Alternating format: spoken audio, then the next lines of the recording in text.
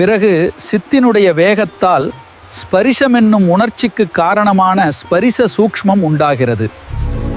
இந்த நிலையில் இதற்கு ஸ்பரிசம் என்ற பெயர் ஒவ்வாது. ஸ்பரிச சமுதாயத்திற்கு காரணம் பவனஸ்பந்தம், அதாவது பிராணன் அசைவு.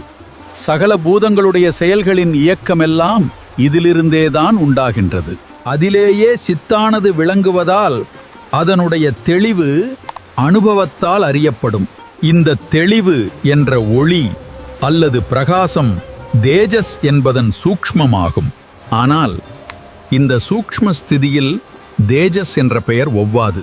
இந்த தேஜஸின் சூக்ஷ்மமானது தனது விஸ்தாரத்தால் சூரியன், அக்கினி முதலிய ஒளிக்கூட்டத்திற்கு வித்தாகி பிறகு பல்வேறு உருவங்களைக் கொள்வதால் சம்சாரம் இன்னும் விஸ்தரிக்கிறது. பிறகு இந்த தேஜஸானது தனது சூக்ஷ்ம ரூபத்தை பாவித்து தான் அதில் இருந்தவாறே நீரின் தன்மையான ரசத்தை, அதாவது ஓடும் தன்மையை பாவிக்கிறது. ரச சமுதாயத்திற்கு ஆதாரமான தண்ணீரின் விஸ்தரிப்பிற்கு இதுவே வித்தாகும். பிறகு கல்பனையையே குணமாக கொண்ட இந்த ஜீவன் தன்னுடைய சங்கல்ப வசத்தினால் நாம ரூபங்களை கொண்டு கந்த தன்மாத்திரத்தை, அதாவது அதனுடைய சூக்ஷ்மத்தை தன்னுள் காண்கிறது.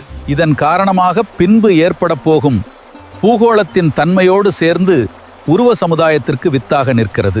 இவ்விதமே சித்தினால் பாவிக்கப்படுகிற சூக்ஷ்மங்கள் யாவும் தாமாகவே ஒவ்வொன்றும் பூர்த்தியாகின்றன. ஆனால் இந்த பூதங்களில் யாதொன்றும் தனிப்படையாகவும் சுத்தமாகவும், அதாவது சித்தின் சேர்க்கையில்லாது புலப்படுவதில்லை.